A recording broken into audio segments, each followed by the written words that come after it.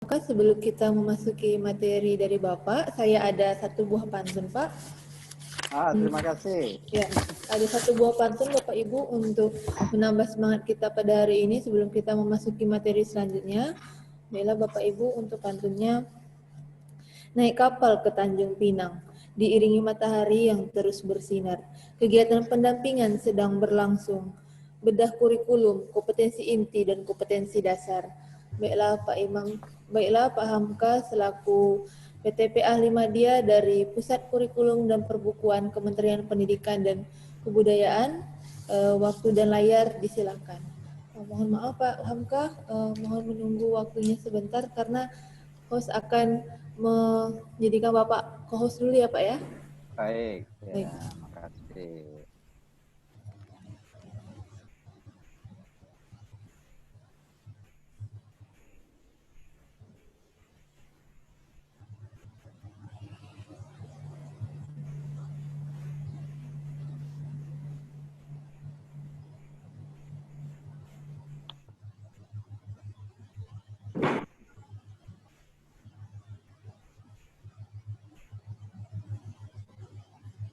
Baik Pak Hamka, bisa untuk share screen Pak, sudah dijadikan co-host. Baik, makasih.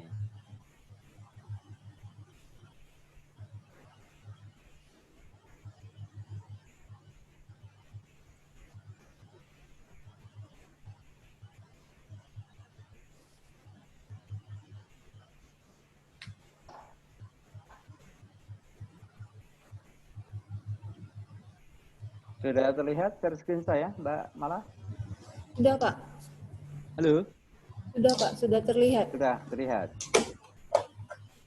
Coba baca.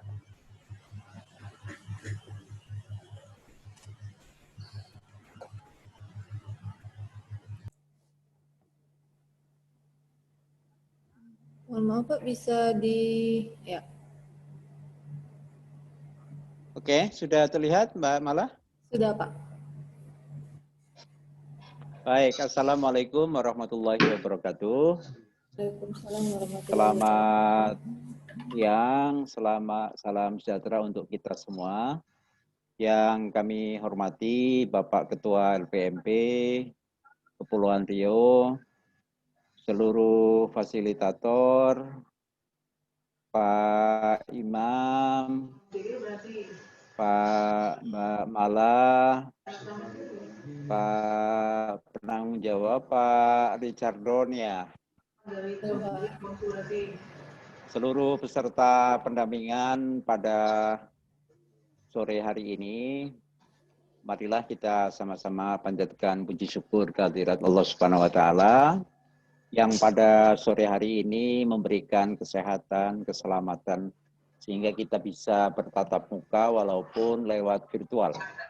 Mudah-mudahan pertemuan kita pada sore hari ini membawa manfaat, membawa berkah bagi anak didik kita di dalam menghadapi masa yang sama-sama sulit ini, yakni masa pandemi.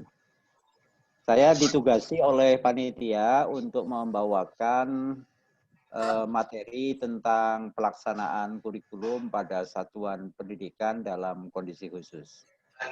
Ibu dan Bapak, sebetulnya ini sudah ada Kemendikbudnya nomor 719 P 2020. Ini sebagai pengantar saya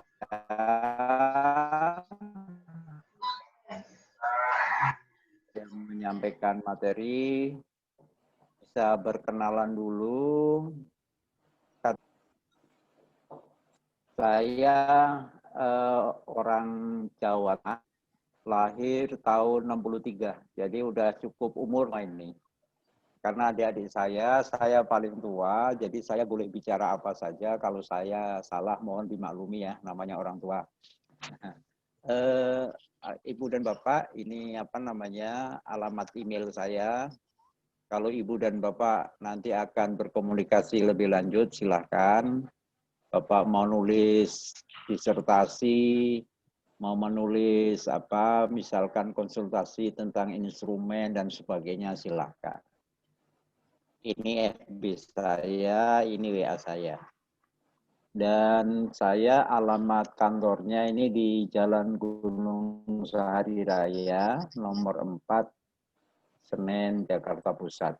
Kalau Bapak nanti sudah masa aman, silakan mampir kalau ke Jakarta ya. Ini Jakarta lagi lebih gawat ini, Mbak. Kemarin apa namanya Sekda DKI itu meninggal karena apa namanya wabah ini. Ibu Bapak, di dalam kesempatan ini saya akan menyampaikan tentang tadi implementasi kurikulum di masa kondisi khusus. Nah, di dalam penyampaian ini saya akan membagi sistematikanya sebagai berikut. Jadi kita akan bicara dulu apa itu kurikulum, lalu bagaimana penyesuaiannya, lalu yang saya sarankan di masa pandemi ini dengan pendekatan tematik dan bagaimana nanti penyusunan RPP-nya. Ibu Bapak, cukup ambisius pertemuan kita pada sore hari ini. Ada sekian tujuan tahapan kemampuan yang perlu kuasai. Ini kalau di dalam kondisi normal ini mungkin 2 semester ya, 2 semester. Tapi mudah-mudahan dalam waktu yang sesingkat-singkatnya Ibu Bapak bisa coba memahami dari apa yang akan saya paparkan. Jadi intinya Bapak Ibu nanti bisa memberikan bimbingan bagaimana para guru-guru kita mampu membuat pemetaan dan penyesuaian KD dengan prinsip dan kriteria serta prioritasnya. Lalu dari KD-KD yang telah disesuaikan itu, Ibu dan Bapak nanti mencoba bagaimana membuat jaringan tema. Walaupun mungkin Bapak dan Ibu di tingkat SMP dan SMA saat ini atau selama ini yang berlangsung itu dengan pendekatan setiap mapel, setiap mata pelajaran. Lalu bagaimana Ibu dan Bapak membuat RPP yang cukup efektif yang memuat dari mata pelajaran. Jadi itu yang akan kita capai. Lalu Ibu dan Bapak dalam perayaan kompetensi ini, peserta sebagai pendidik disarankan nanti dapat berkolaborasi dengan dinas, pengawas, kepala sekolah, LPMP, Wakasek bidang kurikulum, dan guru-guru dari berbagai mata pelajaran, serta dari berbagai stakeholder pendidikan. Ini barangkali diskusi pada sore hari ini hanya sebagai pemicu, ya, Ibu dan Bapak. Dan secara detail, Ibu dan Bapak, kira-kira ada 14 kompetensi Ibu dan Bapak bisa ketahui. Dan ini sebagai checklist saja. Nanti dari setelah pertemuan kita ini, di nomor berapa Bapak yang belum begitu paham, dan nanti Bapak bisa berkonsultasi. Kita sudah punya grup Telegram ya, Bu dan Bapak semuanya. Nanti kita bisa berkomunikasi dan berdiskusi di sana. Baik, Ibu dan Bapak, sekarang kita akan bicara kurikulum itu apa sih? Nah, ini Ibu dan Bapak kita akan atau menyesuaikan, Ibu dan Bapak harus paham dulu apa yang akan disederhanakan itu. Apa itu kurikulum? Nah, Ibu Bapak kalau kita melihat definisi kurikulum di dalam Undang-Undang Nomor 20 Tahun 2003, yang dimaksud dengan kurikulum itu paling tidak adalah 4 hal. Yakni perihal kompetensi, perihal materi, perihal proses, dan perihal penilaian. Jadi ini kurikulum. Jadi Ibu dan Bapak sebagai pendidik atau tenaga kependidikan, kalau ditanya tentang kurikulum itu apa, lah ini. Kalau orang awam mengatakan kurikulum berubah, apanya yang berubah? Enggak jelas. Tapi kita sebagai orang yang berkecimpung di dalam dunia pendidikan, sebagai pendidik atau tenaga kependidikan atau profesional di dalam hal pendidikan, kalau ditanya tentang kurikulum itu jelas. Jadi kurikulum itu pilarnya adalah ada kompetensi, ada materi, ada proses, ada penilaian. Kalau dikatakan kurikulum berubah, apanya yang berubah? Kompetensi, materi, proses, dan penilaian. Kurikulum akan disesuaikan. Apanya yang akan disesuaikan? Ya menyangkut 4 hal ini. Kompetensi, materi, proses, dan penilaian. Jadi itu. Nah, kalau saya dudukkan di dalam standar pendidikan nasional, maka Ibu dan Bapak ketika belajar kurikulum itu sebetulnya sudah belajar separuh dari standar pendidikan nasional. Karena standar pendidikan nasional itu ada 8, 4 standar itu merupakan acuan utama dari kurikulum. Yakni persoalan SKL, tadi materi, proses, dan penilaian. Ini artinya Ibu Bapak sekali mendayung 4 standar terlampaui. Ya. Nanti 4 standar yang lainnya silakan Bapak dan Ibu bisa baca sendiri. Nah, dari tadi 4 pilar yang saya sebutkan, kalau saya gambarkan kurikulum yang sekarang sedang berlaku itu ya dalam 1 halaman ini, Ibu dan Bapak. Yang pertama, yang paling sebelah kiri atas, ini adalah tujuan pendidikan nasional. Tujuan pendidikan nasional ini tertera atau tercantum di dalam Undang-Undang Sistem Pendidikan Nasional. Lalu kita bergeser ke arah panah sebelah kanannya. Dari tujuan pendidikan nasional, Ibu dan Bapak dijabarkan ke dalam SKL, yakni standar kompetensi lulusan. Dari standar kompetensi lulusan diturunkan menjadi KI, kompetensi inti. Kompetensi inti ini adanya 1 formula rumusan untuk tiap kelas. Jadi Ibu dan Bapak tidak ada kompetensi inti bahasa Indonesia, kompetensi inti matematika, kompetensi inti PPKN, itu tidak ada. Adanya kompetensi inti kelas 1, kompetensi inti kelas 7, kompetensi inti kelas 9. Jadi kompetensi inti ini merupakan acuan dari berbagai mata pelajaran. Oleh karena itu sebetulnya yang menjadi penting, guru bahasa Indonesia harus tahu apa yang dilakukan oleh guru IPA. Guru IPA harus tahu apa yang dilakukan oleh guru IPS. Guru IPS harus tahu apa yang dilakukan oleh guru matematika. Guru matematika harus tahu apa yang dilakukan oleh guru PJOK. Harusnya demikian. Karena akan menuju 1 terminal yang sama, yaitu 1 KI. Nah, sekarang ini seringkali terjadi tercerai-berai. Guru bahasa Indonesia nggak tahu apa yang dilakukan oleh guru IPA. Guru IPA tidak tahu apa yang dilakukan oleh guru bahasa Inggris. Padahal akan menuju 1 terminal yang sama, yaitu kompetensi inti.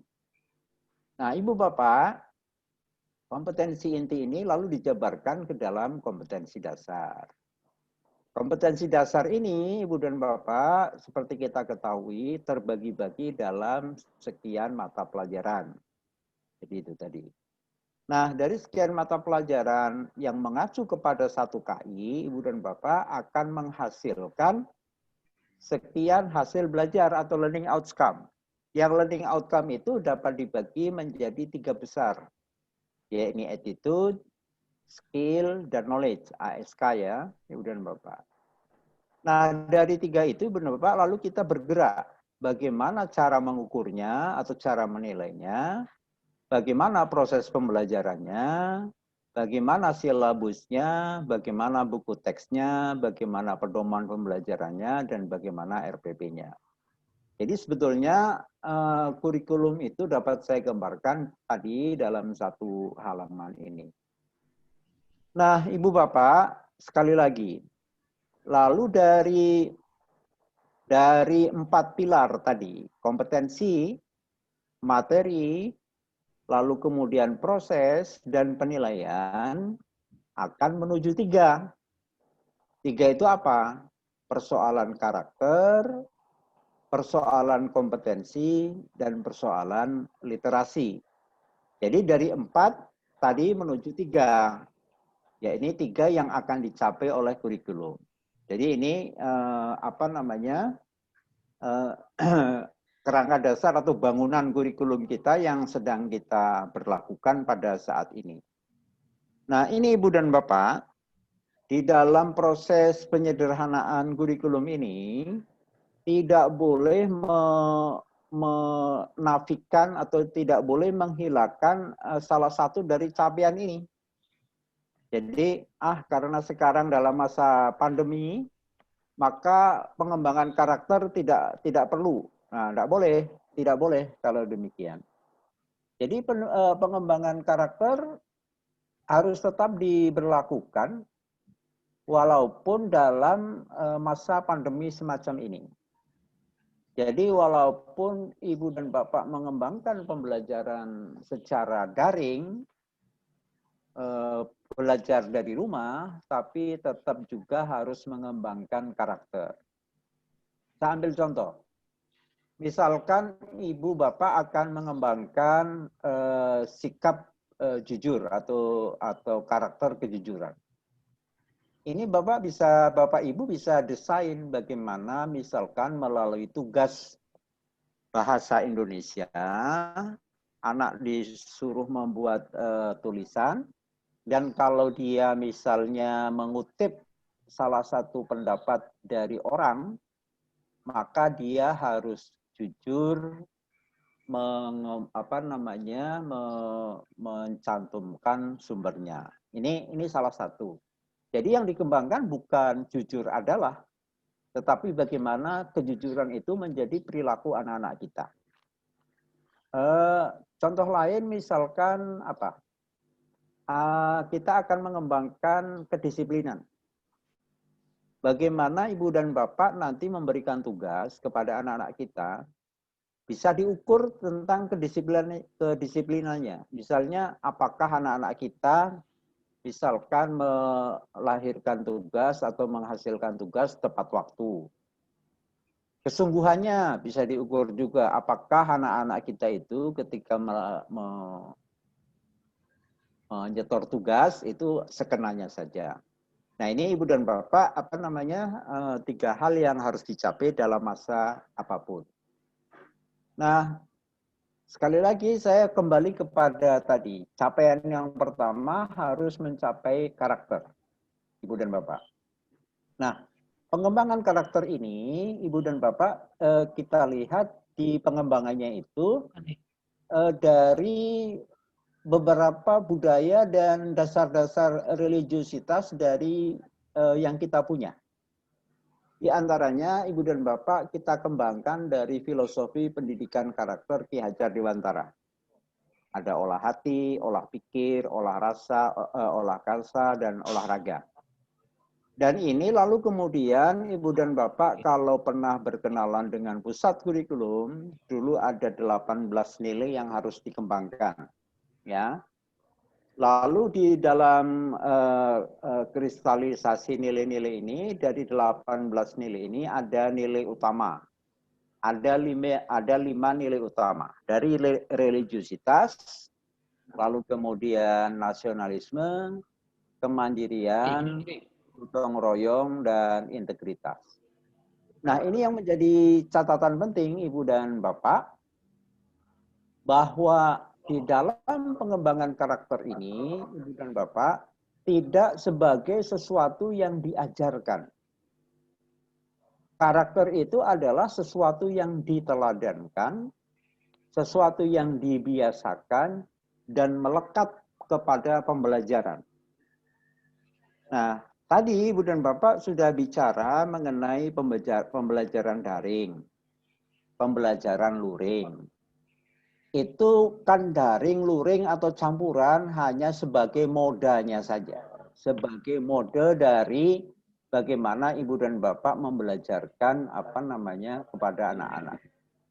Tetapi model pembelajaran untuk pengembangan karakter yang disarankan ibu dan bapak mungkin selama ini sudah kenal, apa yang kita kenal dengan bagaimana model pembelajaran dengan problem based learning ya. Jadi dengan memberikan problem pemecahan masalah kepada pembelajaran, sekaligus di situ ibu dan bapak akan mengembangkan karakter.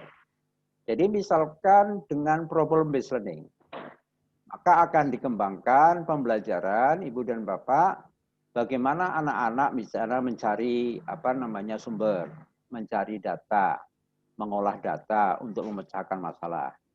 Nah, di situ akan tercermin dari kesungguhan, toleransi, demokrasi, dan sebagainya. Atau ibu dan bapak menggunakan project based learning, ya. Nanti problem based learning atau project based learning ini akan dipilah mana yang luring. Jadi begitu. Lalu misalkan ibu dan bapak akan menggunakan discovery, penemuan, penyikapan. Nah, monggo ya. Jadi itu ibu dan bapak. Nah, itu persoalan karakter. Sekarang bagaimana kompetensi yang ada di dalam kurikulum? Kompetensi yang ada di dalam kurikulum, kita tahu ibu dan bapak bisa terbagi menjadi 3 kategori. Yang pertama adalah kompetensi pengetahuan. Yang kedua, kompetensi keterampilan. Dan yang ketiga adalah kompetensi sikap. Nah, kita tahu ibu dan bapak di kompetensi pengetahuan ini kita menganut dari taksonomi Anderson. Ya.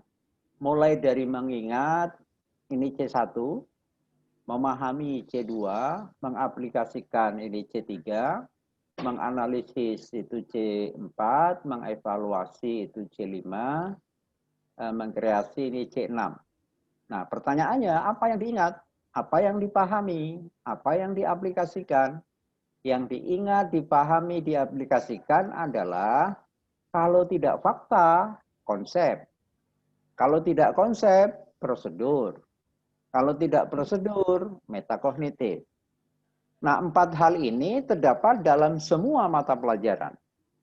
Jadi kalau nanti kita akan mengadakan penyesuaian, kita perlu memilah-milah mana fakta, mana konsep, mana prosedur.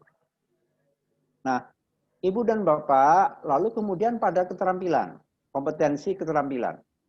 Kompetensi keterampilan ini yang paling penting di dalam masa pandemi ini yang saya beri warna merah ini.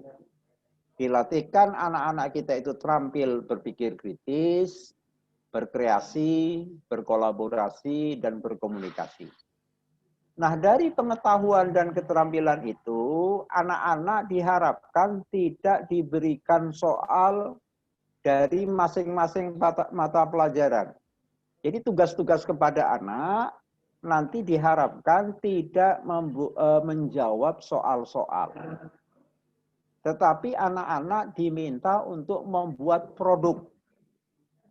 Produknya itu apa? Nah, ini banyak. Bisa buku rujukan, bisa laporan pengamatan. Jadi penilaian yang kita kembangkan nanti adalah penilaian produk. Bukan penilaian menjawab soal-soal. Karena apa? Dengan memberikan pada soal-soal, anak-anak kita itu akan menjadi berat mengerjakan soal-soal yang terpisah-pisah. Nah, Ibu Bapak, dari pengetahuan dan keterampilan ini, Ibu Bapak nanti mengembangkan, melahirkan sikap. Nah, sikap ini tadi sikap nilai utama. Lalu bagaimana anak-anak kita bisa taksonominya ini yang paling rendah menerima, sampai yang paling tertinggi adalah mengamalkan. Jadi itu Ibu dan Bapak, kalau saya gambarkan itu semacam itulah kurikulum yang kita punyai sekarang ini. Nah, sekarang pada penyesuaian. Saya minta dibuka mute-nya Bapak Supriyanto. Bapak Supriyanto, saya undang. Halo, MKKS. Bisa respon suara saya? Bisa dengar suara saya, Pak Pak Supriyanto? Supriyanto bisa mendengar suara Pak Hamka, Pak? Bisa diaktifkan audionya, Pak? Halo, Pak Supriyanto. Oke, Pak Supriyanto, yang ada ini gambar apa? Orangnya di mana? Halo, Pak Supriyanto.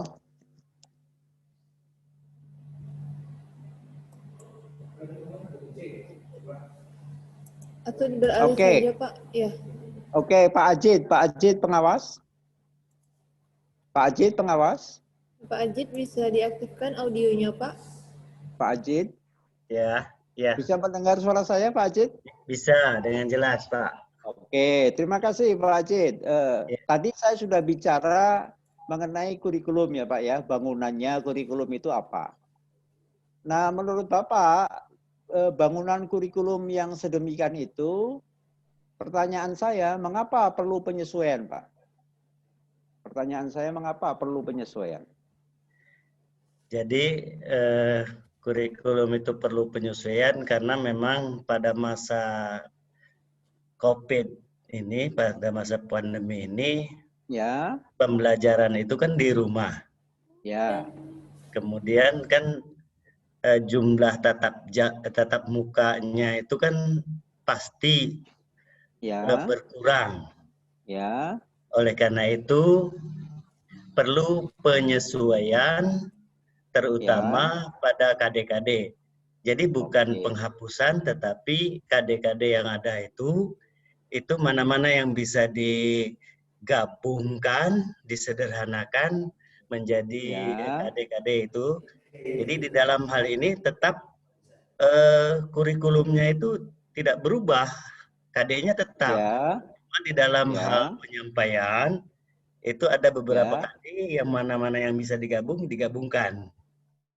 Baik. Itu begitu Pak penyesuaiannya Pak, sesuai dengan COVID itu Pak.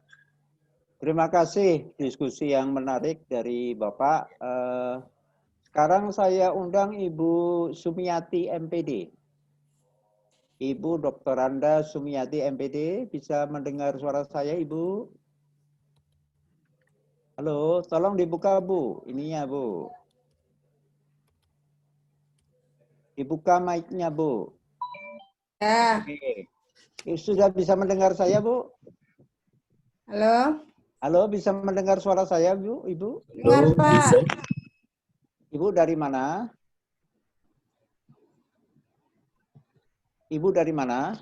Ibu Dari Sumiati. SMA Negeri 11 Batam, Pak. 11 Batam, SMA Negeri 11 Batam. Ya, Tadi Pak. sudah, Ini putus-putus, tadi Pak, suaranya, Pak. sekarang jelas Ibu? Ada jelas, Pak. Ya. Oke. Sekarang kalau ada penyesuaian, kira-kira apa saja yang disesuaikan dari kurikulum itu, Ibu Sumiati? Tadi pertanyaan saya mengapa? Sekarang apa saja kira-kira yang disesuaikan? Kurang jelas pertanyaannya, Pak. Apa saja yang disesuaikan dari kurikulum yang ada? Apa saja? Kurang jelas pertanyaannya, Pak. Oh ya, agak Putus-putus. sinyalnya agak repot ya. Saya pindah ke Pak Sugeng Widodo. Halo, Pak Sugeng Widodo. Bisa dibuka, Pak? Ya, iya Pak. Halo. Oke. Cukup jelas suara Bapak. Iya. Pak Sugeng ini dari mana, Pak? Dari BAN SM Pak. Oh Mas iya. N. Kepri. Saya akan cari praktisi saja dulu. Siap, siap. Ya, baik. Monggo. Pak Bambang SW, Pak Bambang SW. Pak Bambang SW. Halo. Pak Bambang SW. Pak Bambang. Halo. Pak Bambang bisa dibuka audionya, Pak? Halo. Halo. Pak Bambang. Ya Pak. Bisa dengar suara saya, Pak? Bisa Pak. Halo. Halo, Bisa dengar suara saya, Pak? bisa Pak? Ya. Kira-kira kalau dari kurikulum yang disesuaikan apanya, Pak? Halo, iya Pak.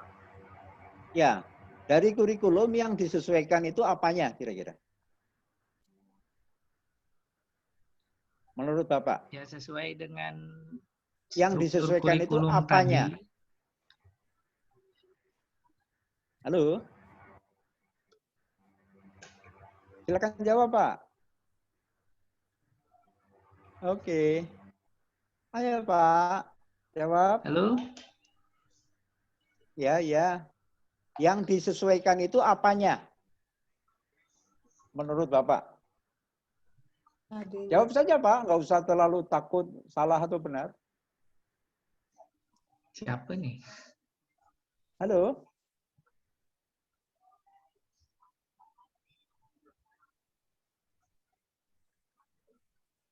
Halo?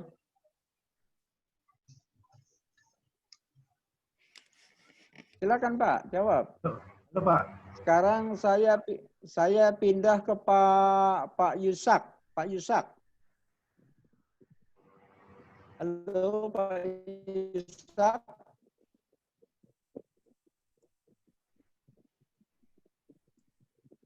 Aduh. Oke. Selesai ya? Pak Hoiri Rosadi dari mana? Pak Hoiri Rosadi? Halo, Pak Hoiri. Maaf Pak, Pak Kairi dari LPMP Pak. Oh, oke. Kalau Pak Mustamid dari mana? Dari LPMP juga Pak. Eni Rosid. Jawab pula. Halo. Kenapa, Bu? Oke. Jadi mungkin ini soal sinyal ya, Ibu dan Iya Bapak. Pak. Ya. Jadi Ibu dan Bapak di penyesuaian kurikulum ini sebetulnya ada Kemendikbudnya. Ini yang menjadi penting, ini adalah catatan dari beberapa diktum yang ada di Kemendikbud ya Ibu dan Bapak, bahwa pelaksanaan kurikulum pada kondisi khusus ini ditujukan untuk memberikan fleksibilitas. Jadi kata yang menjadi kata kunci penting ini adalah fleksibilitas. Fleksibilitas bagi siapa? Bagi satuan pendidikan. Jadi Ibu dan Bapak sebagai kepala satuan pendidikan memiliki kewenangan fleksibel di dalam menentukan kurikulum yang akan berlaku. Nah, karena fleksibilitas ini ada 3 opsi atau 3 pilihan. Pilihan yang pertama adalah melaksanakan kurikulum normal seperti sebelum adanya kondisi khusus pandemi ini.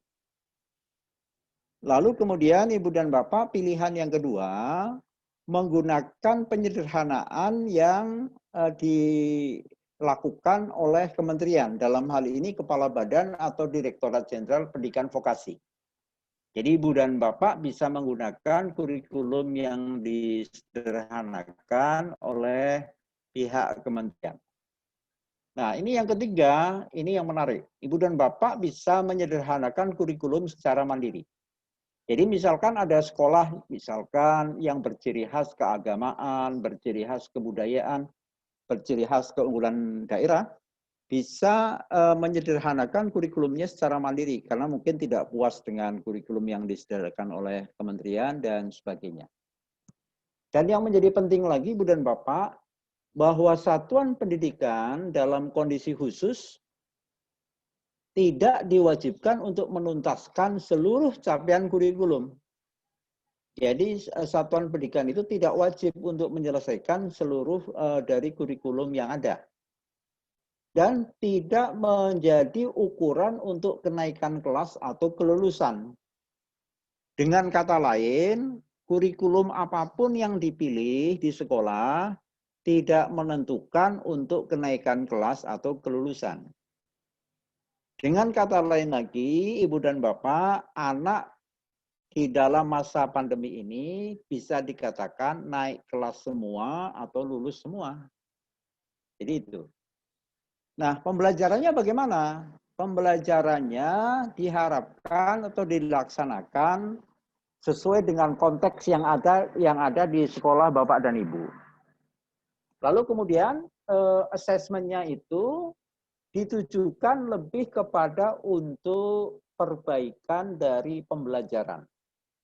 Jadi penilaian yang dilakukan tidak ditekankan untuk pengambilan nilai akhir atau nilai sumatif, tetapi lebih kepada pemberian umpan balik bagi perbaikan pembelajaran. Nah, Ibu tadi yang disesuaikan di dalam kurikulum itu apa saja? Nah ini, kembali tadi dari Ibu dan Bapak dari kerangka logis kurikulum, yang namanya tujuan pendidikan nasional itu tidak disesuaikan, tetap saja begitu. SKL juga tetap. KI juga tetap. Nah, KD ini boleh disesuaikan. Silabus boleh disesuaikan. Bagaimana cara mengajarnya dan cara menilainya itu juga disesuaikan. Buku penggunaannya, RPP-nya boleh disesuaikan. Tetapi capaian pembelajarannya yang terdiri dari tadi sikap, pengetahuan, dan keterampilan itu juga tetap ya, Ibu dan Bapak. Nah, bagaimana cara menyesuaikan? Ibu dan Bapak ini menggunakan beberapa prinsip. Prinsip yang pertama ini misalkan KD itu mudah dapat dipelajari atau bahasa Kepri-nya itu learnable. Bahasa Natuna atau bahasa Kepri ini learnable, Bapak. Ya. Tuh. Jadi saya ambil contoh begini. Misalnya anak-anak bermain bola voli. Ya. Ini kan susah. Tidak mudah dapat dipelajari pada masa pandemi. Bola voli dipukul oleh satu pemain, lalu berhenti dulu, disemprot disinfektan, lalu dipukul lagi, kan susah ini.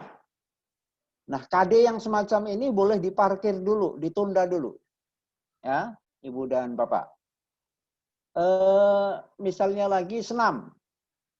Senam ini kan tidak mudah bagi anak-anak melakukan senam yang diawasi oleh orang tua. Karena pengetahuan tentang gerakan yang aman itu susah, tidak semua orang paham. Nah, oleh karena itu pelajaran senam boleh ditunda dulu, ya. Nanti kalau pelajaran senam diberlakukan di rumah, sementara orang tuanya tidak paham bagaimana gerak-gerak yang benar, anak melakukan senam nanti tapi hasilnya terkilir semua. Nah, ini namanya tidak learnable.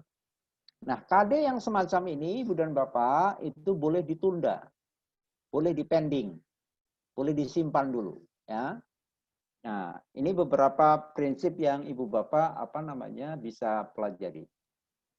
Lalu ada kriterianya. Kriterianya itu KD-nya itu memiliki URKK. URKK ini pertama urgen. Misalnya anak-anak kita itu sangat urgen sekali memahami sifat-sifat air. Karena ini akan berlaku tiap hari bagi anak-anak kita. Maka KD yang semacam ini harus diambil. Tidak boleh ditinggalkan. Lalu relevan terkait dengan kehidupan murid sehari-hari. Kalau misalkan anak-anak hidup di kepulauan, ini tentunya harus paham tentang bagaimana sifat laut, bagaimana angin, dan sebagainya untuk keamanan. Nah, KD yang semacam ini, yang relevansinya tinggi, juga tidak boleh ditinggal.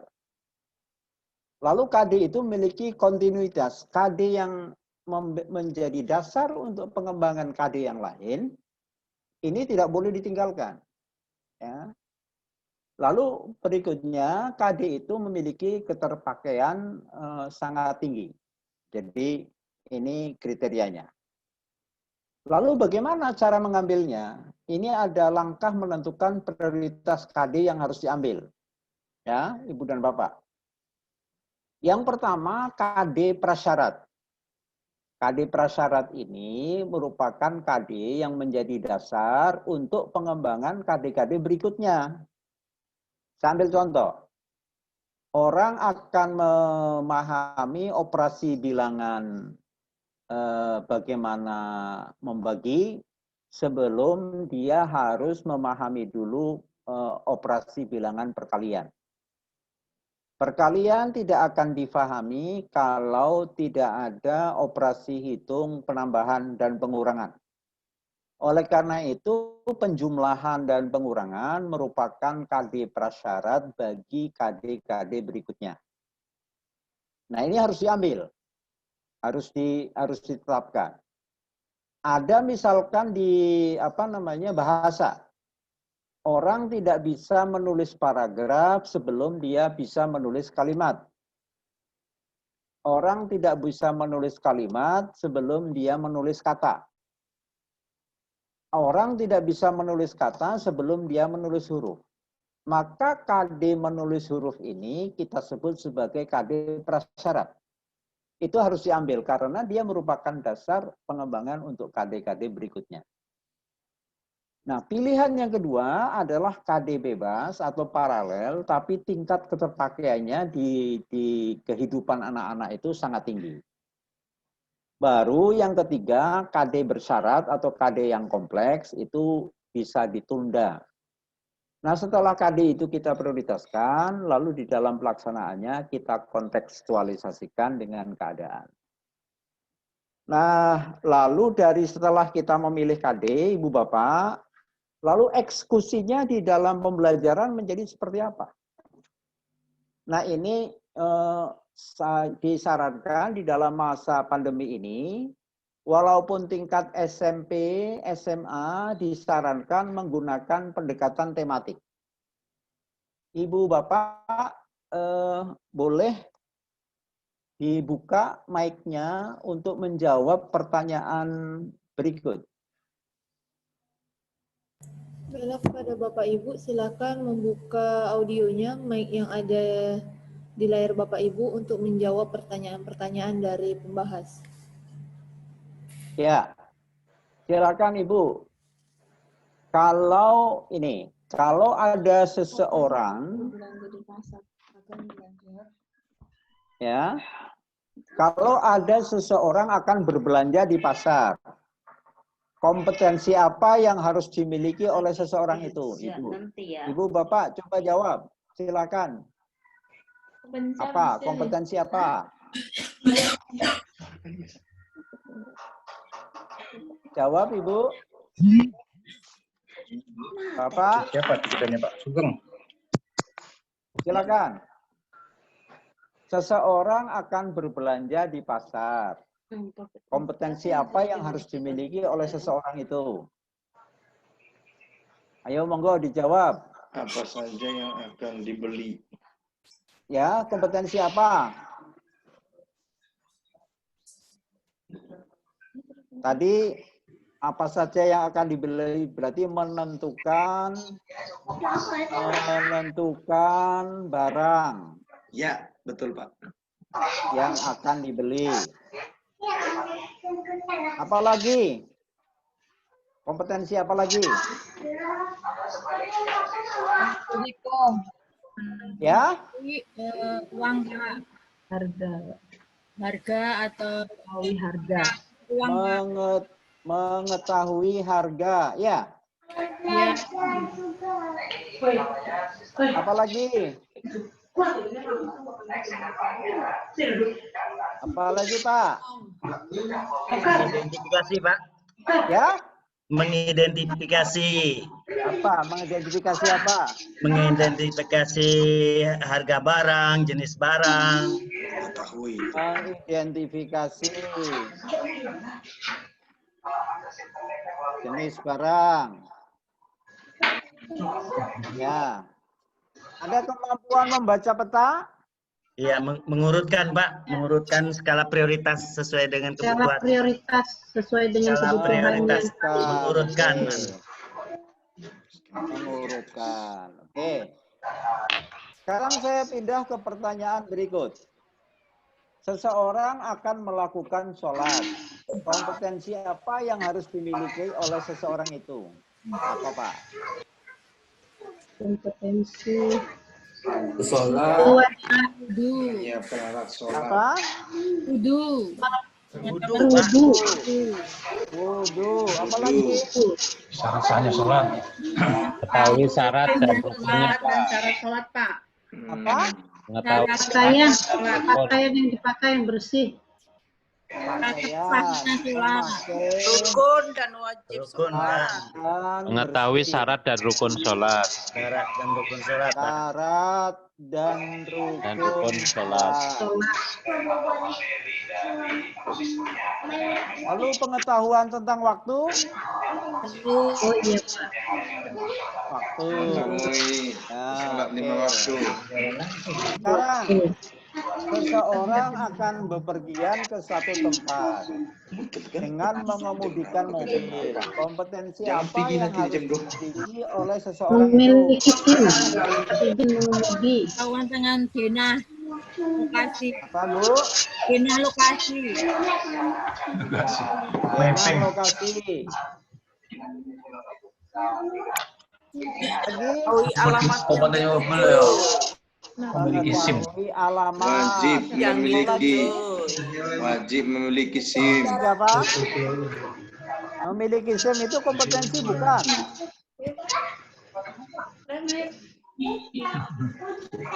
Pajak kendaraan. Apa Bu? Kendaraan Pak. Ya? Dapat mengemudikan kendaraan. Iya, Dapat mengemudikan. kemudian Oke. Sekarang dari Ibu menjawab pertanyaan itu, kesimpulan apa yang bisa ditarik setelah Bapak Ibu menjawab pertanyaan tersebut? Apa kesimpulannya? Apa kesimpulannya Ibu Bapak? Mengetahui yang urgent atau yang segera dibutuhkan. Ah, ya. Nih, Ibu dan Bapak. Ada satu kesimpulan penting yang perlu Bapak petik dari pertanyaan ini. Adakah satu kegiatan orang yang hanya memerlukan satu kompetensi mata pelajaran? Ada nggak? Jadi setiap kegiatan orang sekecil apapun memerlukan gabungan dari sekian kompetensi. Betul, Ibu dan Bapak? Betul. Nah, oleh karena itu, Ibu dan Bapak, kita menggunakan pendekatannya adalah pendekatan matik. Supaya anak itu merasa mudah, tidak tercerai-berai mempelajari KD-KD dari masing-masing guru mata pelajaran. Jadi desainnya menjadi seperti ini, Ibu Bapak, kira-kira. Jadi ini kita mempunyai KD Sains. Kita punya KD Matematika, kita punya KD Bahasa, IPS, Olahraga, Seni, dan sebagainya. Nah, dari masing-masing guru mata pelajaran ini, silakan membentuk kolaborasi team teaching.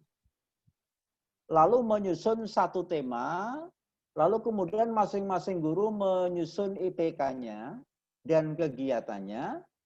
Lalu tema ini dibelajarkan selama mungkin 1 minggu atau 2 minggu. Hari 1 dan hari 2 konsentrasi misalkan di sains. Hari 3 dan 4 misalkan konsentrasi di matematika. Di hari 5 dan 6 konsentrasi di bahasa. Nanti tugas itu tidak diambil harian, tetapi tugas itu lalu diambil misalkan setiap akhir minggu. Nah, lalu bentuk RPP-nya menjadi seperti apa? Nah, kira-kira menjadi seperti ini, Ibu dan Bapak. Ya. Ini RPP ini walaupun 1 halaman, tetapi mencakup 4 mata pelajaran. Nah, yang menjadi penting di sini Ibu dan Bapak, RPP ini diawali dengan bagaimana analisis profil dari peserta didik. Misalnya di sini dikatakan, Dalam hal ketersediaan smartphone atau HP, 85% peserta didik memiliki smartphone. 10% diantaranya menggunakan smartphone milik orang tua. 5% lainnya tidak memiliki smartphone. Nah, kondisi ini nanti akan menentukan bagaimana pembelajarannya, strategi pembelajarannya. Bagaimana strategi pembelajaran daringnya, bagaimana strategi pembelajaran luringnya ditentukan oleh kondisi dari si anak ini. Nah, setelah ada profil dari peserta didik ini, Ibu dan Bapak, ini lalu kemudian disusun tujuan pembelajarannya. Lalu disusun bagaimana asesmennya. Ini asesmennya dengan membuat hasil karya, produk hasil karya, yang dikirim berupa gambar. Jadi tidak mengerjakan soal-soal, Ibu dan Bapak. Ya. Lalu bagaimana dinilainya? Dengan menggunakan checklist kelayakan produk yang diisi oleh orang tua, wali, dan atau orang di sekitar rumah. Bila perlu hasil anak-anak itu mereka upload ke FB, lalu kita lihat mana yang like dan mana yang dislike. Ya. Nah, satu RPP ini, Ibu dan Bapak, ini mencakup ya perbandingan luas permukaan lantai dan atap rumah. Ini matematika. Membuat notis dengan gambar dan video. Ini bahasa Inggris. Membuat video persuasif tentang protokol kesehatan. Ini bahasa Indonesianya. Lalu memahami cara membuat pupuk kompos. Ini IPA. Nah, Ibu Bapak, saya akan berikan contoh lagi.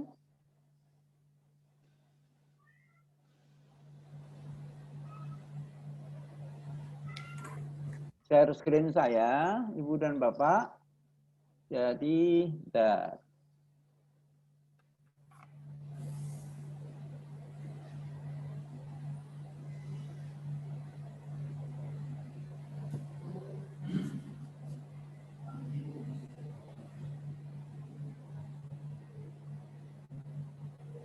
Terlihat, Bu, layar share screen saya?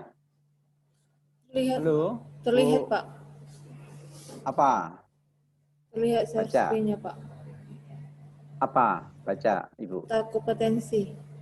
Oke, ya.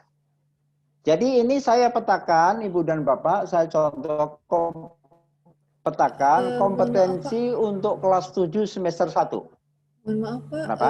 Sepertinya sedang gangguan di layar share screen Bapak karena tanda panahnya tidak bergerak. Coba diulang lagi, Pak. Karena Terlihat? masih dalam bentuk, belum, Pak, masih dalam Apa? bentuk folder. Kompetensi tadi yang Ibu baca? Masih dalam bentuk folder, Pak. Masih dalam bentuk folder, belum keluar itunya. Belum keluar Oke. Word-nya, Pak. Word-nya itu belum keluar, Pak. Sudah keluar? Ah, ini sudah baru. Oke. Oke. Jadi ini saya contohkan, Ibu dan Bapak. Ini contoh real ya, dari kelas 7 semester 1. Ini IPS ada 4 KD. Nah, yang hijau-hijau itu yang saya ambil. Yang hitam itu saya pending. Bahasa Indonesia ada 16 KD. Itu saya, yang hijau itu saya ambil. Terus, ini Pak ada 12 KD. Lalu kemudian matematika ada 12 KD. PJOK ada 10 KD. PPKN ada 12 KD. Ya. Nah, lalu yang hijau-hijau itu tadi saya kumpulkan, yang saya ambil. Jadi IPS tadinya 4 KD, saya ambil 2 KD. Bahasa Indonesia 16 KD, saya ambil 6 KD. IPA 12 KD, saya ambil 6 KD. Lalu kemudian matematika 12 KD, saya pilih 8 KD. PJOK 10 KD, lalu saya ambil 4 KD. PPKN ada 12 KD, saya ambil 4 KD. Jadi total yang tadinya 66 KD dalam 1 semester, saya sederhanakan menjadi 30 KD. Ya, dengan tadi prinsip, kriteria, dan prioritas ya, yang telah saya berikan. Nah, lalu dari KD-KD itu saya coba membuat satu jaringan tema. Ini SMP, Pak ya. Jadi ini tema 1 adalah alam sekitar yang diajarkan selama 40 hari atau 8 minggu. Dengan 1 minggu itu 5 hari kerja. Nah, ini yang saya ambil menjadi satu jaringan tema seperti ini. Jadi jaringan tema seperti ini. Jadi ada alam sekitar sebagai tema besar, lalu kita ambil KD untuk IPS-nya, bahasa Indonesianya, matematikanya, IPA-nya, PCOG-nya, dan PPKE-nya. Seluruh KD ini dengan tema ini dibelajarkan selama 8 minggu. Jadi ini akan memperingan bagi anak-anak kita untuk tidak setiap hari mengerjakan soal-soal. Barangkali itu sebagai pemantik diskusi saya, Mbak Mala. Kalau nanti teman-teman semuanya akan berdiskusi lebih lanjut. Tadi mulai dari pemetaan KD, lalu pembuatan jaringan tema, dan bagaimana dituangkan dalam RPP kolaboratif. Sudah saya paparkan. Silakan Ibu dan Bapak, kalau masih ada yang belum dipahami, silakan diskusi pada kesempatan kali ini. Terima kasih. Saya kembalikan kepada Ibu Mala. Baik, terima kasih Pak Hamka selaku PTP Ahmadiyah Pusat Kurikulum dan Perbukuan yang telah menyampaikan materinya terkait dengan kurikulum Pak, terkait dengan tadi ya terkait dengan kurikulum implementasi ya, kurikulum pelaksanaan di kurikulum kondisi khusus. Implementasi dalam kondisi khusus Kemendikbud RI nomor 719-P-2020. Baiklah Bapak Ibu peserta sekalian, kita masuki sesi pertanyaan pada panel kedua kali ini. Kepada Bapak Ibu yang ingin bertanya, disilahkan untuk mengajukan raise hand maupun juga mengaktifkan audionya Bapak Ibu. Ya, kepada Bapak Ibu peserta ada yang ingin ditanyakan? Mungkin dari Pak Ajit ada yang ingin ditanyakan, Pak?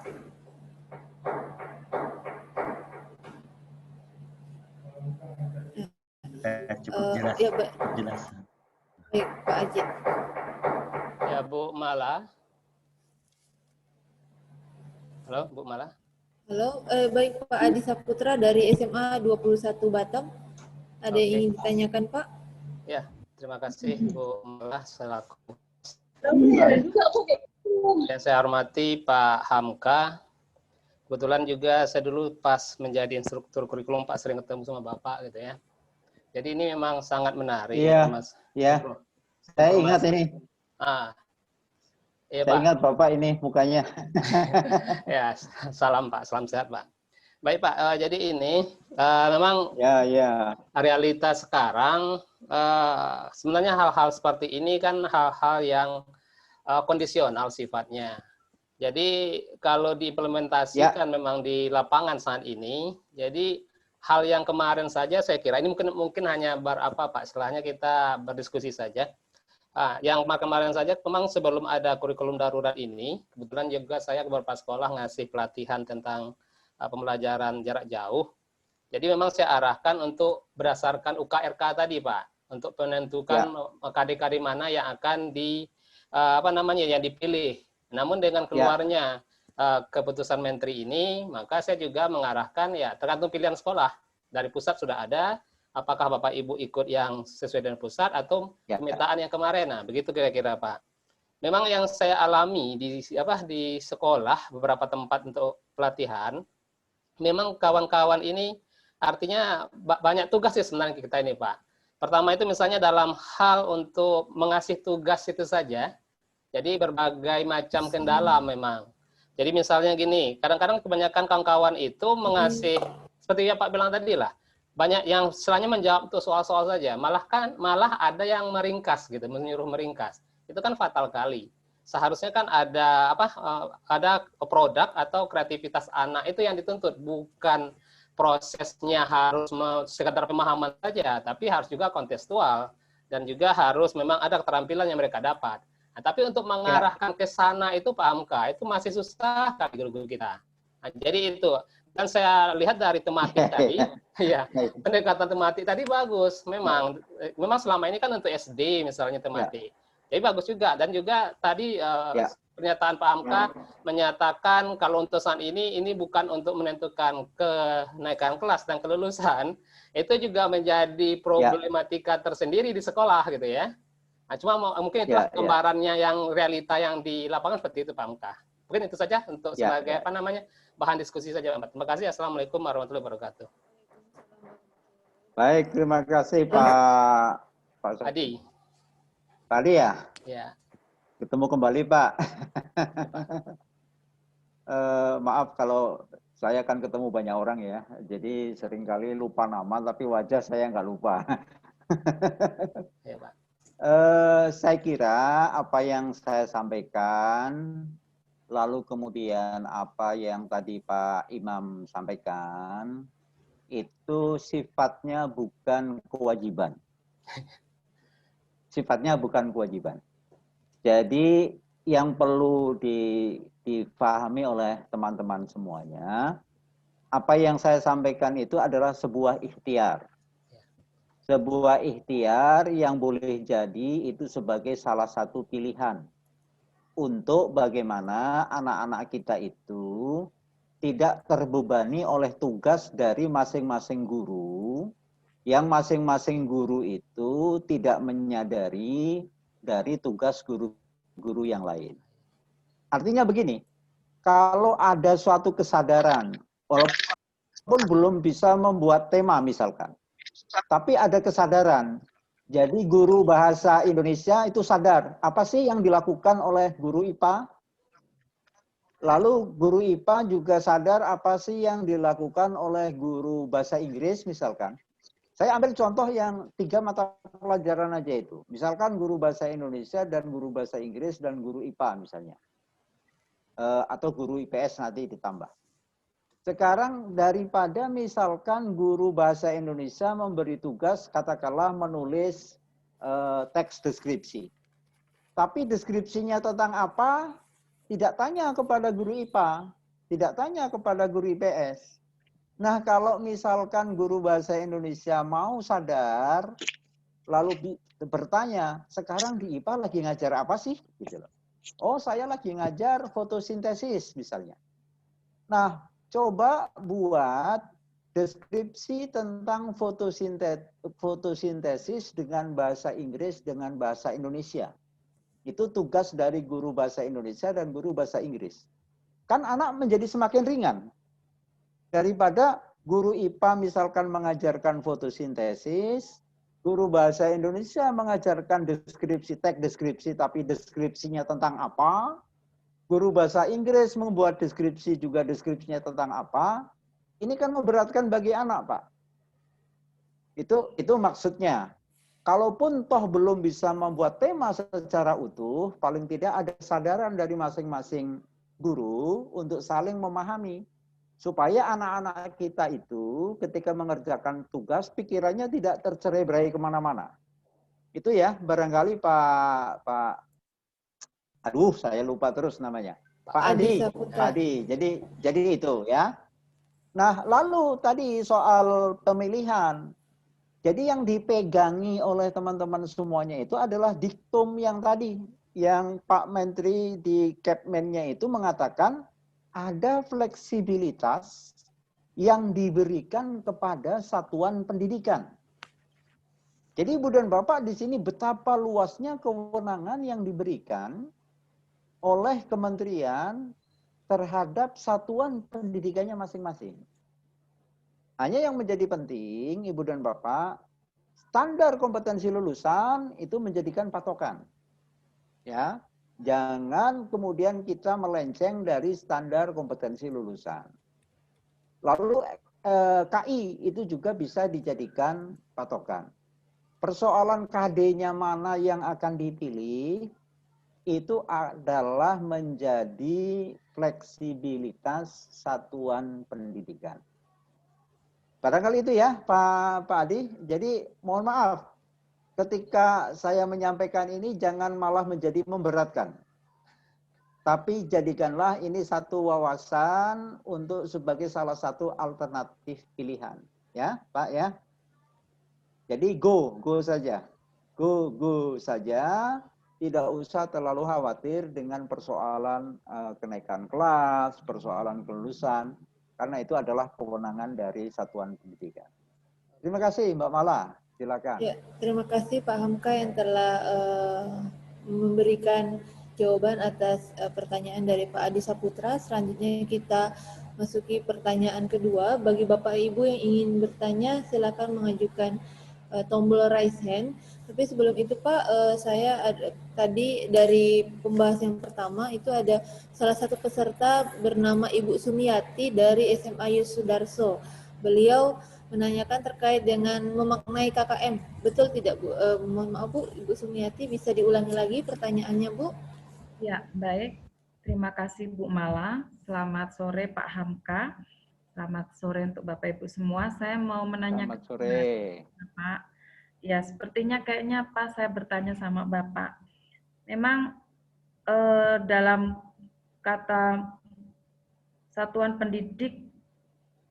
pendidikan dalam kondisi khusus tidak diwajibkan untuk menuntaskan seluruh capaian kurikulum untuk kenaikan kelas atau kelulusan ini Bapak. Ini yang masih kami bingung yang diartikannya seperti apa, karena di sini kan tidak menuntaskan seluruh capaian kurikulum itu berarti kan tidak semua KD harus disampaikan seperti tadi yang Bapak sampaikan sesuai dengan urgensi di dalam kondisi seperti ini ya Pak ya.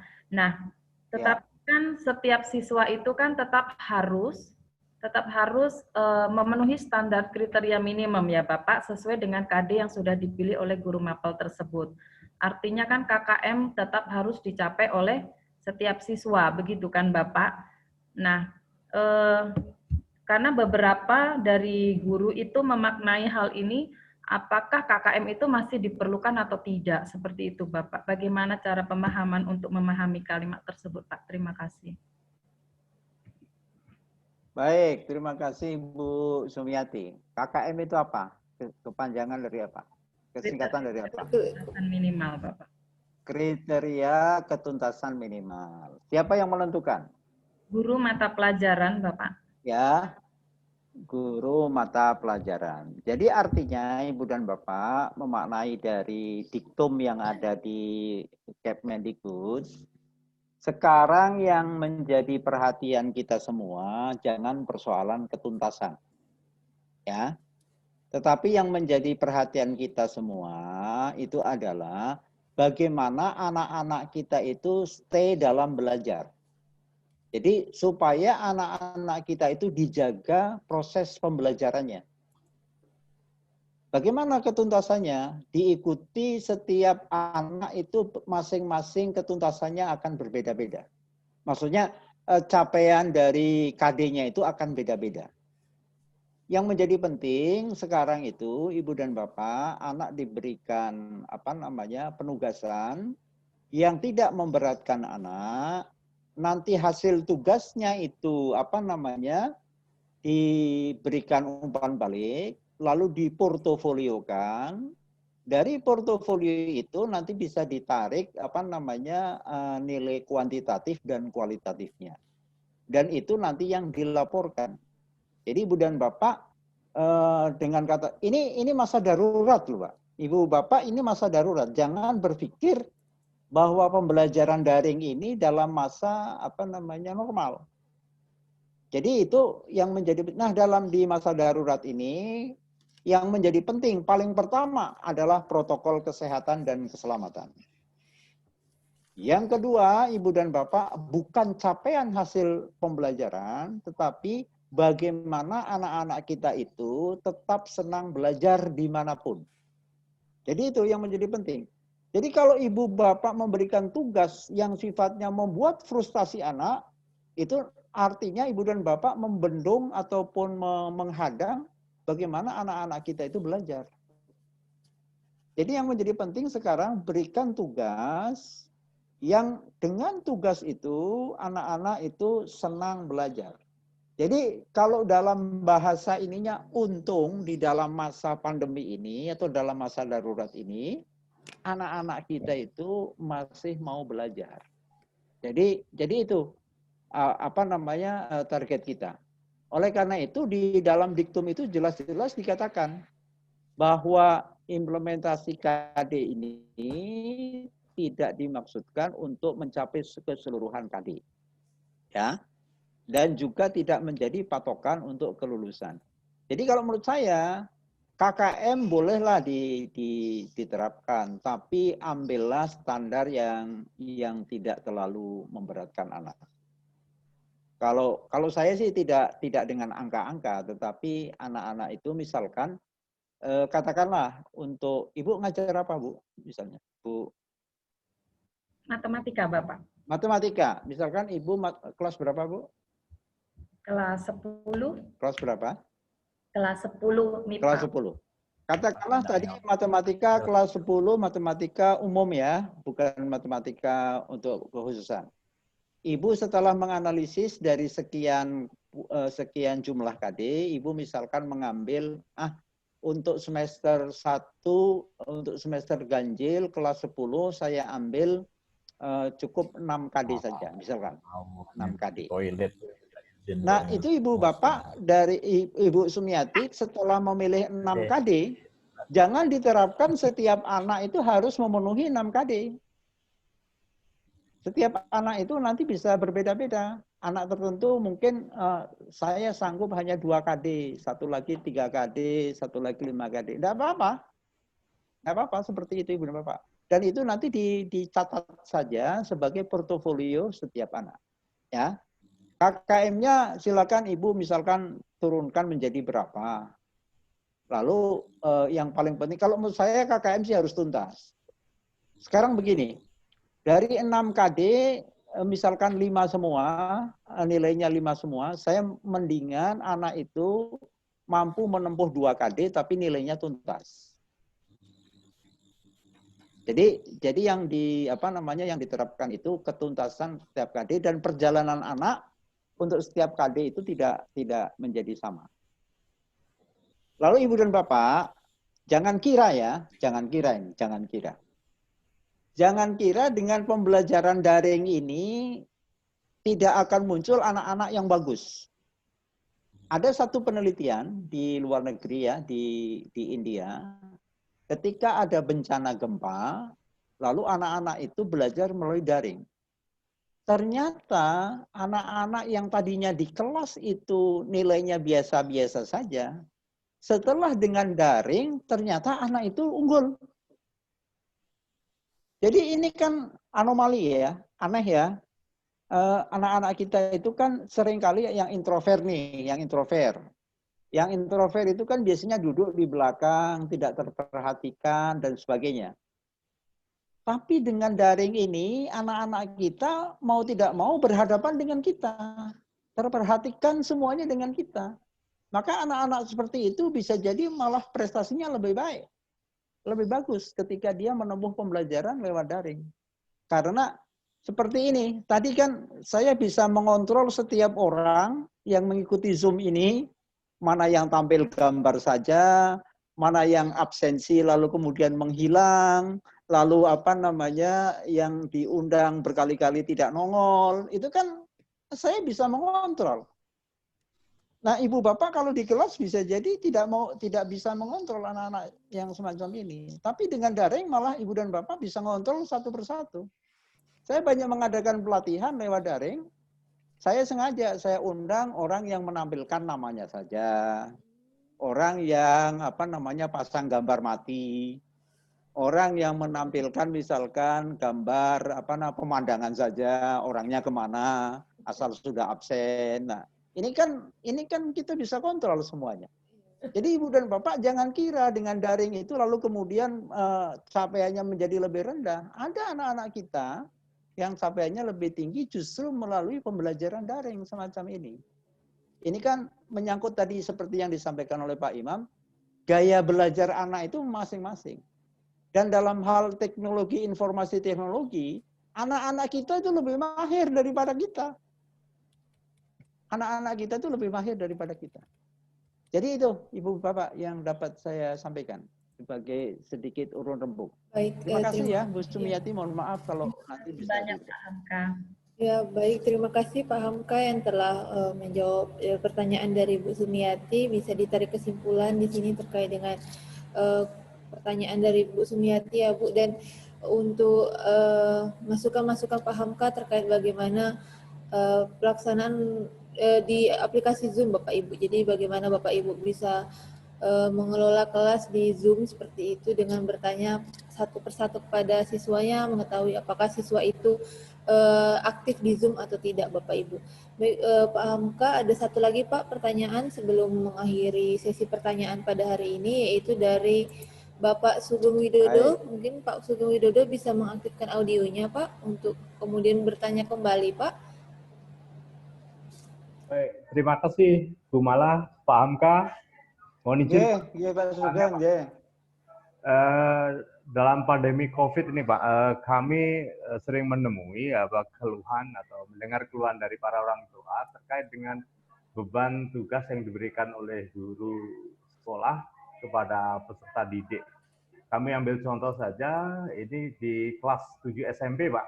Artinya kan mereka baru tamat SD, kemudian memasuki sekolah baru, belum mengenal lingkungan dan para gurunya, tetapi sering kami ini mendengar dari orang tua, kawan-kawan kami itu yang mendengar keluhan dari orang tuanya terkait dengan penugasan yang diberikan oleh guru kepada peserta didik berupa mencatat, merangkum materi ajar yang ada di dalam buku pelajaran, Pak. Kalau ini berlaku, ayah matikan, matikan. Kami khawatir nanti tujuan utama dari masa pandemik ini kan pembelajaran yang gembira sehingga peserta didik tetap kondisi fisiknya itu terjaga, psikisnya terjaga sehingga tidak mengalami kelelahan fisik dan psikis.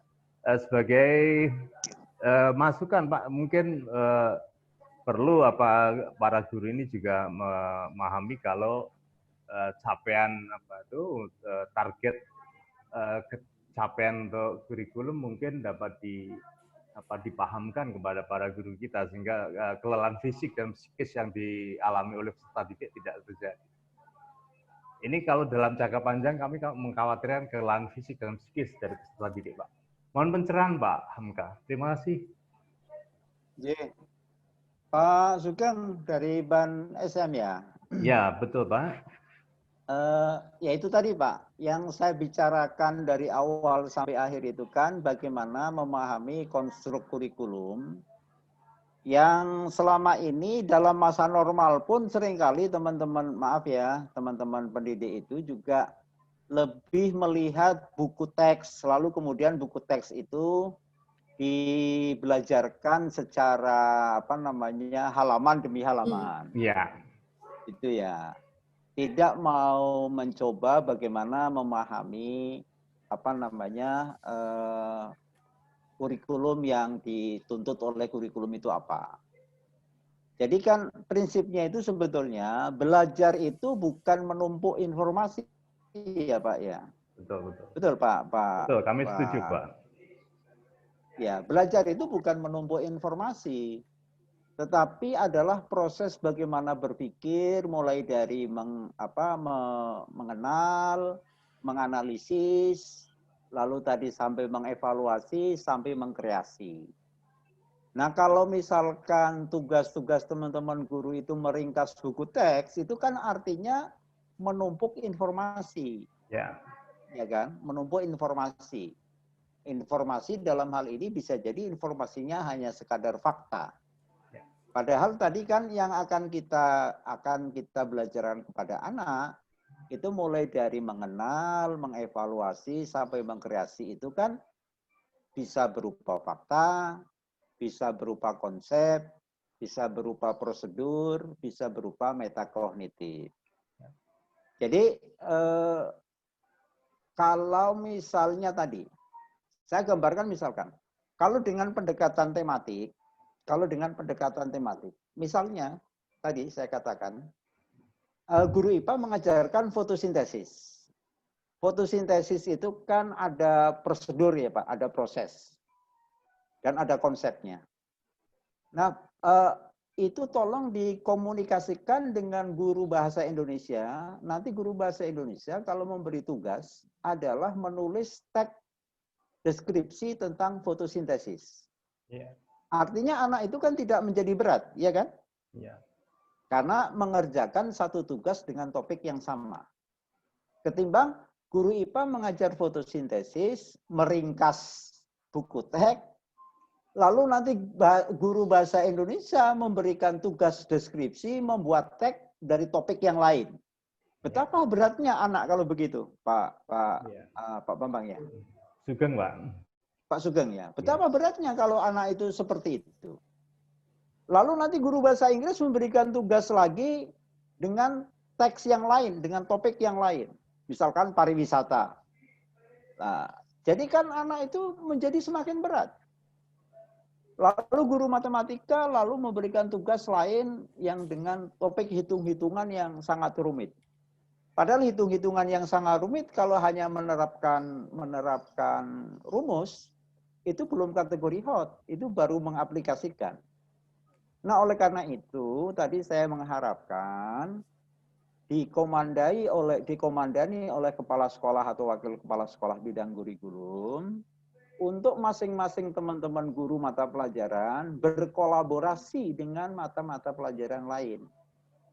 Sehingga tugasnya itu terpadu dan tidak hanya mengumpulkan informasi, tetapi ada pengolahan data sampai kepada anak-anak misalkan menghasilkan satu produk, katakanlah iklan layanan masyarakat tentang apalah gitu ya. Yang itu tentunya hasil dari KD-KD dalam semua mata pelajaran. Ketimbang anak-anak itu mengerjakan tugas dari masing-masing guru yang topiknya itu bermacam-macam. Nah, ini namanya tidak memiliki sense of crisis terhadap anak-anak kita. Sangat disayangkan. Nah, maksud pertemuan kita ini juga sebetulnya itu Pak Sugeng. Kita sama-sama. Nah, bagaimana caranya? Ya kita mulai dari yang kita bisa. Kita tidak bisa mengkoordinasi seluruh guru mata pelajaran. Tadi 3 guru mata pelajaran is okay. Paling tidak guru misalkan guru IPA dengan guru bahasa Inggris, bahasa Indonesia. Guru IPS juga demikian. Nanti tugasnya anak itu didefinisikan, misalkan membuat produk iklan layanan masyarakat. Misalkan membuat buku petunjuk bagaimana menghargai budaya daerah. Lalu misalkan bagaimana anak-anak kita bisa membuat produk bagaimana prosedur penyaringan air, misalkan begitu. Jadi ada produk-produk nyata yang secara mudah dapat diukur dan tidak memberatkan anak. Barangkali itu Pak Sugeng. Ya. Memang ini perlu perlu ketekunan kita, kreativitas dari kepala sekolah, wakil kepala sekolah. Karena biasanya kita itu mengelola pembelajaran itu per mata pelajaran. Ya. Makasih Bu Mala. Terima kasih Pak. Ya, terima kasih Pak Sugeng dan Pak Hamka. Terakhir Mala, Pak ya. Ibu Mala boleh? Ya, siap. Boleh Bu Elmi. Baik Pak Hamka, sebelum closing statement ada sedikit tambahan lagi dari Bu Elmi. Baik Bu Elmi, waktu dan layar itu. Ya, monggo Bu Elmi. Assalamualaikum Pak Hamka. Salam kenal. Bu Elmi. Iya, salam kenal. Saya Elmi dari Dinas Pendidikan di seksi kurikulum pendidikan khusus, khususnya untuk SLB. Sekolah luar biasa ya Bapak. Ya. Dan ini banyak rekan-rekan kepala sekolah dari luar biasa yang selalu hadir setia di kegiatan dan mungkin ingin juga memperoleh pencerahan di sekolah luar biasa. Nah, yang pertama yang ingin saya tanyakan, apakah sama pelaksanaan kurikulum dalam kondisi khusus di satuan pendidikan sekolah luar biasa? Karena kita juga punya SMA LB sama seperti SMA yang biasa, cuma anak kita punya kekhususan. Yang kedua, karena Bapak di bidang pusat kurikulum dan perbukuan, tentu kami ingin lebih nanti banyak menggali khususnya kurikulum di sekolah luar biasa. Kemudian yang kedua, kita juga Pak, karena perbukuan di sekolah luar biasa juga banyak memerlukan buku penunjang untuk anak-anak kami, Pak. Itu saja mungkin, Pak, pertanyaan dan arahan dari Bapak. Terima kasih, Pak. Assalamualaikum warahmatullahi wabarakatuh. Baik, terima kasih, Bu. Jadi kalau kita melihat anak-anak berkebutuhan khusus ya Bu ya. Ya. Anak-anak berkebutuhan khusus ini bisa kita kategorikan minimal ada 2. Anak-anak yang berkebutuhan khusus tapi tidak memiliki hambatan intelektual. Contohnya misalkan anak tunanetra tetapi dia tidak memiliki hambatan intelektual. Nah, anak yang berkebutuhan khusus tapi tidak memiliki hambatan intelektual, maka kurikulumnya ikut kurikulum seperti anak yang biasa itu ya. Saya tidak mengatakan anak normal. Jadi yang normal itu siapa sebetulnya? Ya. Tapi artinya anak yang berkebutuhan khusus tetapi anak-anak itu tidak memiliki hambatan intelektual, ini mengikuti kurikulum misalkan SMA ya seperti SMA biasa itu. Nah, di SMA yang dia biasa itu menggunakan penyederhanaan yang seperti apa? Tadi kan pilihannya ada 3 ya Bu ya. Ada yang normal seperti kurikulum sebelumnya, ada yang menggunakan yang dari Kemendikbud, ada yang penyederhanaan oleh sekolah sendiri. Jadi itu Ibu. Nah, sekarang ada anak yang berkebutuhan khusus dan dia itu memiliki hambatan intelektual. Maka yang dulu disebut dengan SLB ya Bu ya. Ya. Sebetulnya kan sekarang sekolahnya itu kan tidak harus di SLB. Dia bisa inklusi kepada sekolah-sekolah yang lain ya. Tetapi ketika anak itu berkebutuhan khusus tapi memiliki hambatan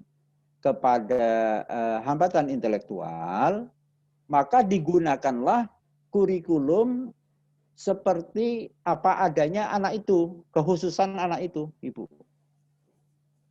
Jadi bisa mengambil dari kurikulum-kurikulum yang dikeluarkan memang khusus untuk anak berkebutuhan khusus yang memiliki hambatan.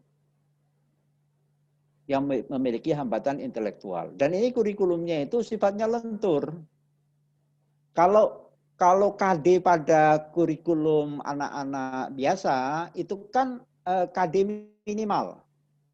Artinya capaian minimal yang harus dicapai. Kalau di kurikulum berkebutuhan khusus, itu sifatnya tengah. Bisa naik, bisa turun, sesuai dengan kondisi anak yang berkebutuhan khusus itu tadi. Jadi itu Bu, pelaksanaan kurikulum. Intinya, sekali lagi intinya, diberikan fleksibilitas kepada sekolah, mau sekolah SLB, mau sekolah biasa yang inklusi, terhadap anak didiknya mengenai kemajuan dari kompetensinya. Itu ya, Bu Elmi ya. Ya Pak. Ya, terima kasih. Ibu di provinsi ya Bu ya? Iya Pak. Pak cuma satu lagi Ya, Pak. Tadi baik. mengenai perbukuan Pak, bisa dibantu kita yang untuk disabilitas Pak. Bisa Pak nanti ke depannya. Ya, kalau buku Ibu Bapak, kami memang pusat perbukuan, tetapi buku untuk pendidikan khusus itu di di Direktorat Pendidikan Pelayanan Khusus itu, Bu. Ya. Terima kasih Pak. Dari Direktorat Pendidikan Khusus. Saya pernah banyak membantu di pendidikan khusus itu. Tapi memang karena itu kekhususannya, maka dikembangkan oleh Direktorat itu di Pendidikan Khusus dan Layanan Khusus. Terima kasih Bapak. Bu Emi. Terima kasih. Bu Mala, silakan. Ya, terima kasih kepada Bu Elmi dan juga Pak Hamkat. Baiklah Bapak Ibu, terima kasih atas beberapa pertanyaannya. Sebelum kita memasuki sesi penutupan, untuk Pak Hamka sedikit memberikan closing statement-nya Pak untuk kegiatan hari ini Pak. Ya Pak Hamka. Baik, terima kasih. Sebagai penutup pesan saya, yang paling pertama Ibu dan Bapak, mari kita jaga kesehatan dan keselamatan kita terutama Lalu kemudian kita jaga protokol kesehatan dan keselamatan anak-anak kita, keluarga kita, anak didik kita, dan semua sivitas akademika. Mudah-mudahan kita dengan keprihatinan dan kehati-hatian itu diberikan perlindungan oleh Yang Maha Kuasa. Itu yang pertama. Yang kedua, Ibu dan Bapak, dari apa yang saya sampaikan, jangan dipandang sebagai sesuatu yang memberatkan. Yang apa yang saya sampaikan itu merupakan satu alternatif pilihan bagaimana Ibu dan Bapak mengelola sekolah dan mengelola anak-anak didik kita. Intinya Ibu dan Bapak memiliki kewenangan fleksibilitas yang sangat tinggi sesuai dengan aturan yang ada. Terima kasih, itu saja Bu Mala. Mudah-mudahan kita selalu diberikan perlindungan dari Allah Subhanahu wa taala. Amin ya rabbal alamin. Terima kasih kepada Pak Hamka yang telah memberikan closing statement-nya pada sesi kali ini untuk kegiatan. Terima kasih kepada Pak Hamka yang telah menyampaikan juga materi tentang pelaksanaan kurikulum pada satuan pendidikan dalam kondisi khusus Kemendikbud RI nomor 719/P/2020. Baiklah Bapak Ibu peserta kegiatan pada angkatan 4 sesi terakhir ini, kita masuki acara penutupan yang akan dibersamai oleh Koordinator Tim Fasilitasi dan Kemitraan sekaligus penanggung jawab kegiatan pada hari ini yaitu Bapak Richardon Sinaga SSI MPD. Kepada Pak Richardon Sinaga, waktu dan layar disilahkan.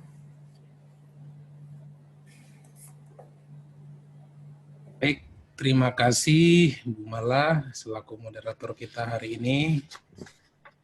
Mengucap syukur untuk hari ini acara kita bisa berjalan lancar dalam keadaan baik. Ini angkatan keempat yang terakhir ya. Terima kasih Pak Hamka ya. Ini setelah terima kasih Pak Ridwan. Kami kesulitan Pak untuk mencari narasumber itu bisa mendampingi kami 4 hari berturut-turut itu agak sulit Pak. Tapi Pak Hamka ya bisa memberikan waktunya 4 hari ini kami angkat jempol. Terima kasih Pak Hamka. Semoga lain makasih. Nanti mendampingi kami lagi di acara-acara yang berkaitan dengan peningkatan mutu pendidikan terkhusus untuk daerah Kepulauan Riau Pak ya. Salam sehat selalu Pak. Baik, terima kasih buat Bapak Ibu semua narasumber dan ya. Tadi sudah ada Pak Roni, ada Pak Imam. Terima kasih dan rekan-rekan panitia juga. Terkhusus buat Bapak Ibu semua ya yang sudah meluangkan waktunya untuk mengikuti kegiatan kita hari ini yang angkatan keempat. Untuk angkatan keempat memang kami mengundang khusus dari SLB dan SMA ya. Di sini sudah hadir dari perwakilan provinsi Ibu Dr. Elmi. Terima kasih Bu Elmi ya yang membidangi SLB. Kemudian memang kita libatkan sekolah, SLB, dan SMA yang ada perwakilan 7 kabupaten kota Bapak Ibu. Demikian juga Bapak Ibu pengawas, ya. Ada Ketua MKKS juga, terima kasih tidak bisa kami sebutkan satu persatu. Kemudian kita melibatkan juga dari Ban SM yang sudah hadir di sini Pak Sudirman dan Pak Sugeng. Terima kasih Pak Sugeng, Pak Sudirman sudah tetap bergabung dengan kita. Dan satu lagi dari Ban PAUD dan PNF itu Pak Alkandri, ya. Saya tak lihat di layar nih, yang kelihatan Pak Sudirman dan Pak Sugeng. Terima kasih ya. Memang selalu kita libatkan Bapak Ibu sesuai yang disampaikan tadi. Memang dalam kondisi khusus ini diharapkan kolaborasi kita Bapak Ibu. Memang banyak tantangannya tadi, tapi diharapkan tadi seperti disampaikan Pak Hamka, bagaimana pembelajaran kita yang kita laksanakan pada masa ini adalah membuat anak kita tetap belajar dan tetap bahagia. Itu intinya tadi, Pak. Jadi terima kasih Bapak Ibu. Mudah-mudahan ilmu yang mungkin yang kita dapatkan hari ini hanya brainstorming-nya sedikit, tapi Bapak Ibu saya yakin bisa Bapak Ibu kembangkan di tempat masing-masing dengan berkolaborasi tadi dengan rekan-rekan Bapak Ibu semua. Kami mohon maaf atas segala pelayanan kami yang mungkin dalam pelaksanaan kegiatan ini ada yang kurang berkenan. Mudah-mudahan di hari-hari berikutnya, waktu-waktu yang akan datang, kami bisa meningkatkan lagi bila berkesempatan bertemu kembali dengan Bapak Ibu. Salam dari Bapak Kepala buat Bapak Ibu semua. Beliau tadi menyampaikan materi di sesi awal, dan hari ini beliau menyampaikan saya untuk menutup kegiatan kita. Baik Bapak Ibu, tidak berpanjang lebar lagi, dengan mengucap syukur kepada Tuhan Yang Maha Kuasa dan atas izin dari Bapak Ibu semua, kegiatan pendampingan sekolah yang difasilitasi melalui daring yang terkait dengan implementasi kurikulum pada Satuan Pendidikan Panda Kondisi Khusus Angkatan keempat hari ini secara resmi dinyatakan ditutup. Terima kasih Bapak Ibu. Wassalamualaikum warahmatullahi wabarakatuh. Salam sehat dan salam bertemu di lain dan waktu yang kesempatan berikutnya Bapak Ibu. Terima kasih Bapak Ibu. Terima kasih. Saya kembalikan kepada Bu Mala. Terima kasih kepada Pak Richardson yang telah menutup kegiatan. Sebelum kita mengakhiri kegiatan hari ini, saya ada 2 buah pantun Bapak Ibu untuk menutup mengakhiri kegiatan hari ini. Terima kasih atas semangatnya Bapak Ibu. Naik mobil ke Pulau Bintan, jaga jarak dan menghindari kerumunan. Jika ada kata yang kurang berkenan, salah dan silap mohon dimaafkan. Pergi ke Karimun makanlah sepuah, pergi ke Anambas makan mie tarempa. Berakhir sudah kegiatan pendampingan sekolah. Sampai jumpa di kegiatan selanjutnya. Iya, mantap, malah mantap. Assalamualaikum warahmatullahi wabarakatuh. Waalaikumsalam warahmatullahi wabarakatuh. Salam sehat semuanya. Izin lift Bapak Ibu, silakan lift dari grup Bapak Ibu, kegiatan telah berakhir. Assalamualaikum warahmatullahi wabarakatuh. Waalaikumsalam warahmatullahi wabarakatuh.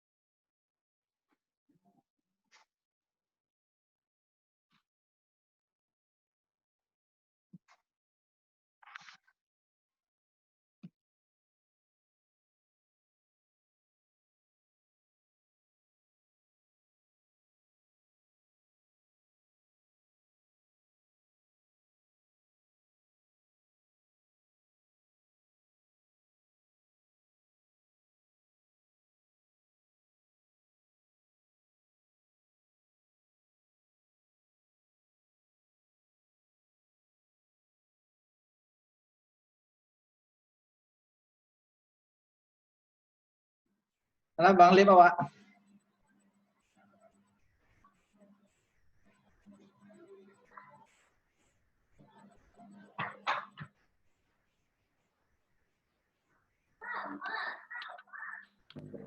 Izin Bapak Ibu buat mengakhiri kegiatan.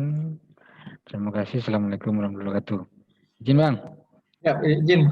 Ya, Lip.